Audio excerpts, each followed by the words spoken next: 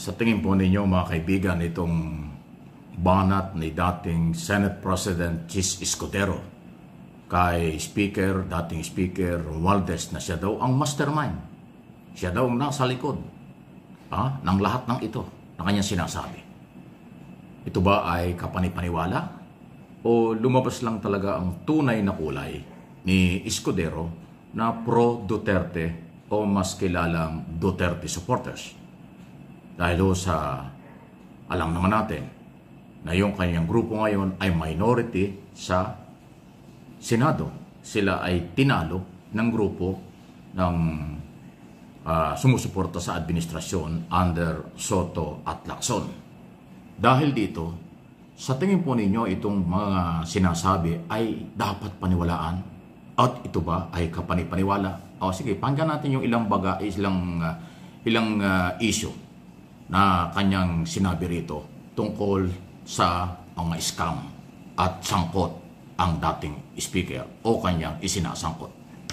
Kung nais niyong panagutin ang tunay na salarin, kung nais po niyong makulong ang tunay na may kasalanan, huwag ninyong kampihan si Martin Romualdez. Ayan. Punitin natin ang script ni Martin Romualdez. At higit sa lahat, huwag magpadala, huwag sabayan, huwag maniwala sa sarswela na nilalako ni Martin Romualdez. Maraming salamat po, Ginoong Pangulo. At magandang hapon po. Mahaba po kasi yan, pero mahaba po kasi yung speech na yan, pero yung kinuha ko at pinari ko sa inyo, yung bandang huli lang na sarswela, script. May mabigat na paratang yan. Pag sinabing script, sinadya, ginawa para ilihis ang iso. Sarswela, parang pinaghalo-halo.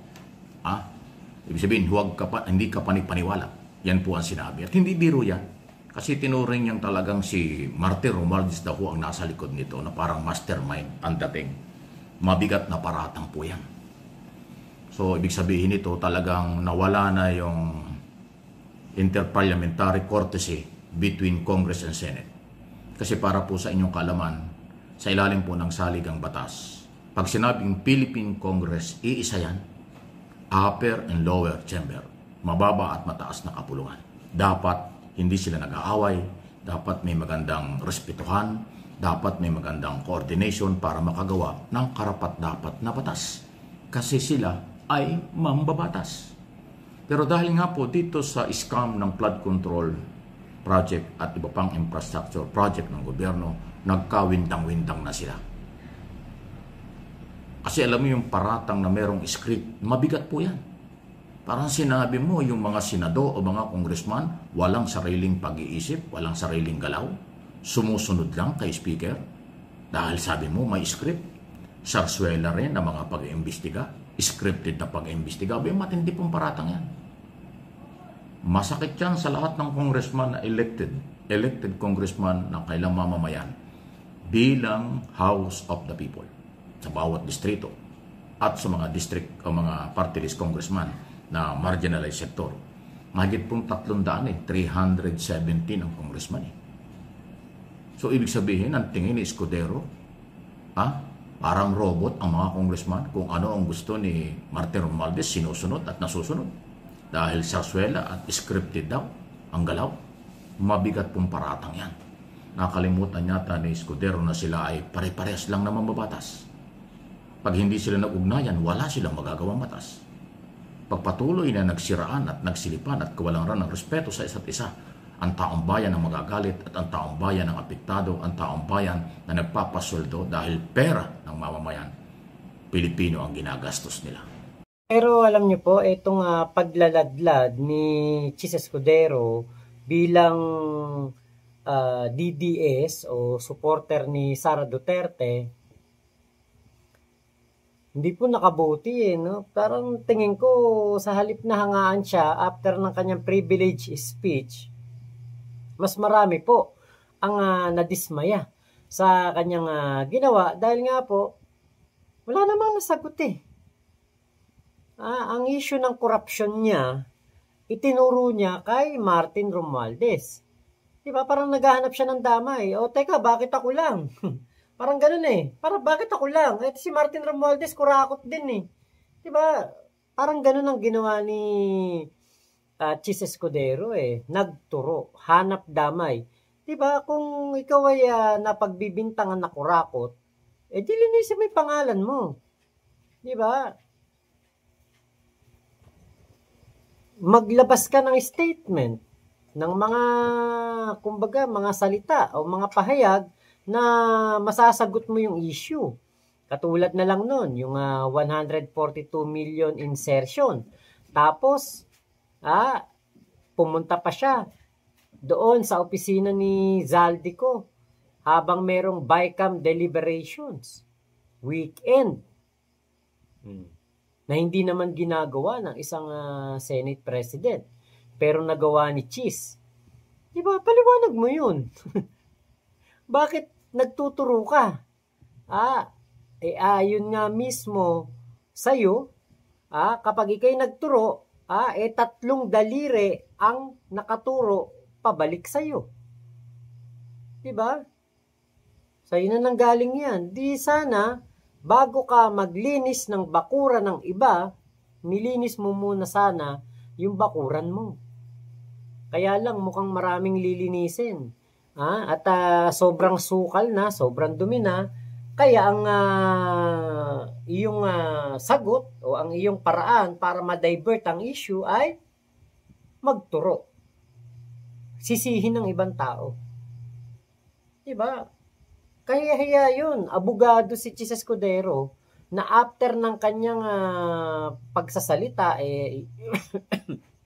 excuse me po, inaabangan ko nga na meron siyang ilalabas na ebidensya o meron siyang ilalabas na patunay na si Martin Romualdez ay sangkot sa korupsyon.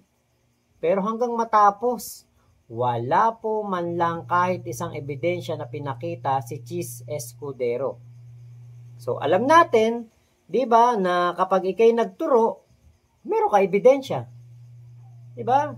Si Orly Guteza nagturo sa Senado, walang kahit isa man lang na ebidensya.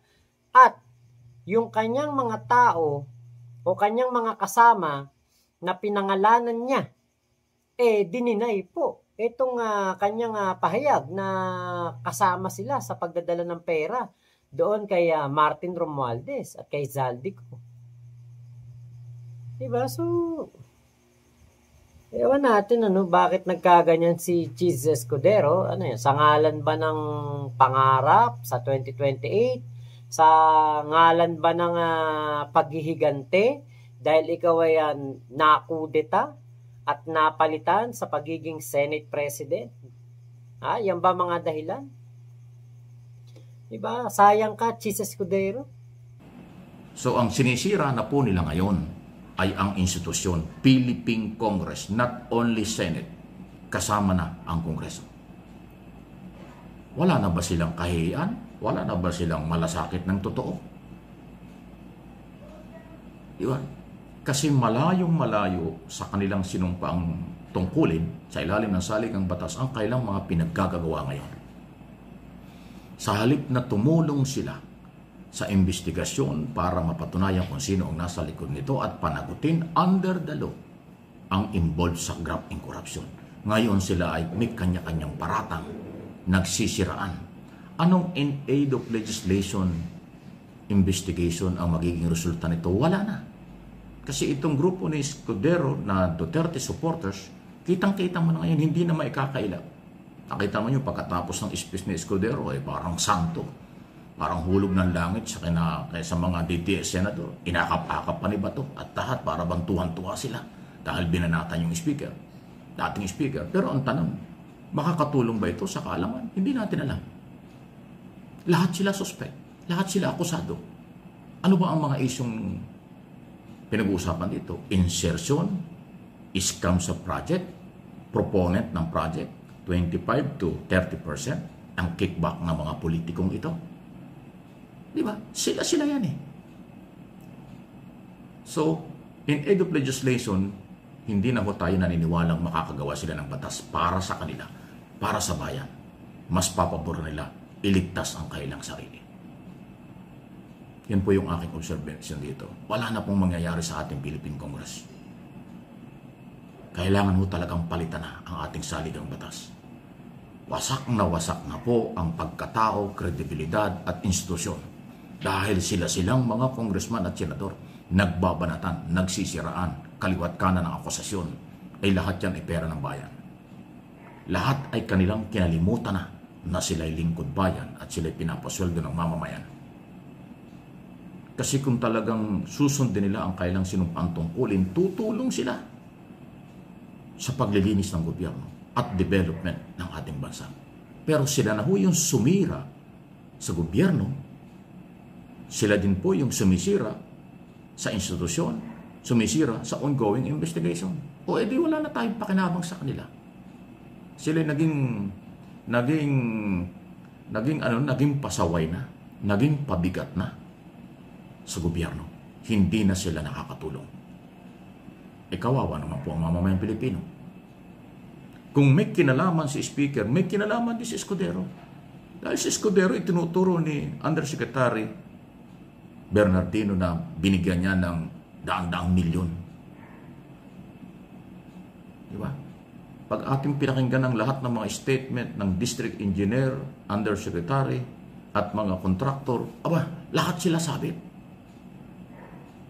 Tapos ngayon papalabasin script. So pag sinabing script, ibig sabihin yan, walang pananagutan. Kung may pananagutan, drama lang, maliit lang. Hindi. Bilyon, trilyon ang pera ng mamamayan. Lahat sila'y managot. Congressman, Speaker, Senate President, dating Speaker, dating Senate President, at mga senador na nabanggit. Huwag nilang gamitin ang kanilang posisyon para maghugas kamay, para manira ng kasamahan o wasakin ang gobyerno. Kasi habang sila po ay nagpapalitan ng mga akusasyon at bintang sa isa't isa, gobyerno ang kanilang sinisira. Hindi lang ang kanilang sarili at kanilang pamilya. Ganun pong kasama ang kanilang ginagawa. Sa aking personal na opinion, kaya talong-talo ang mamamayang Pilipino. Huwag tayong papayag dyan. Sila ang dapat mawala, hindi ang gobyerno. Sila ay pansamantalang naghahawak ng kapangyarihan. Tama po kayo, Sir Mike. Kung may korupsyon na ginawa si Escudero, meron din sigurong nagawang korupsyon etong si Martin Romualdez. Ang pagkakaiba nga lang, dito kay Escudero, marami po ang nagtuturo at meron pong nagpapatunay. Samantalang dito kay Martin Romualdez, wala pa pong nagpapatunay na meron pong korupsyon, 'di ba? Since 2023 ba 'yon nung sinimulang banatan ni Sara Duterte etong si Speaker Martin dahil hindi po sila nabigyan na ng confidential at intelligence funds, 'di ba? Bigla nang naiba ang trato nitong si Sara Duterte kay House Speaker at tinuring niya na itong kalaban. Ngayon po ito pong si Escudero, meron na pong ethics complaint. At ang nag-file po nito ay si Attorney Marvin Aceron laban kay Chis Escudero over a 30 million donation from Lawrence Lubiano who owns 99.331% of Centerways Construction. Attorney Aceron cites the following facts and evidence he gathered. 35 million vanished from company books during the donation period. Same fiscal year reported 3 different ways in SEC filings, no explanation. 112 government contracts worth 16.67 billion palo concentrated in Sorsogon. Before donation 2021, 12 contracts with a total of 720 million. After donation, 90 contracts with a total of 15.9 billion. Lubiano also owns 91% of Metroways Healthcare, which won COVID-era medical contracts in Bicol. Karma is forthwith. Expel Chis Escudero from the Senate now. At ang nag-post niyan ay walang iba kung hindi si Jesus Palsis, ang abogado na pinapa-disbar nitong si Escudero dahil nga po sa mga post nito sa Blue App na kinasama ng loob nitong si Cheese Escudero. Naku po. Alam nyo po, itong nangyayari kay Cheese, parang alam mo yung nilulublob niya sa kumunoy ang kanyang sarili. 'Di ba? Kung binuksan na lang niya at tinuloy ang impeachment trial, manapa. Baka maalala pa siya ng mga Pilipino bilang isa sa pinakamagaling na Senate President na namahala sa Senado sa kasaysayan ng Pilipinas. Kaya lang, dahil nga po sa pag-archive niya ng impeachment trial at hindi pakikinig sa hinaing ng taong bayan na gusto nilang malaman kung ano talaga ang nangyari sa pera ng DepEd sa pamumuno nitong si Sara Duterte, kinamumuhian ng mas nakararaming Pilipino itong si Cheese Escudero at mas pinili niya ang maging tuta ng mga Duterte. The worst Senate President nga, sabi nga ni Jesus Palsis, at bulok na keso. Sinira ni Cheese Escudero ang kanyang karera sa politika at alam niyo, sa tingin ko, kung kakandidatong vice-presidente si Cheese Escudero sa 2028, 50-50, pwedeng manalo, pwedeng matalo. Dahil nga po, marami pa rin naman ang sumusuporta dito, mga bulag na mga DDS na sigurado kung iboboto si Cheese kung sakaling kumandidato ito sa pagka-vice-presidente sa darating na 2028 election, di ba?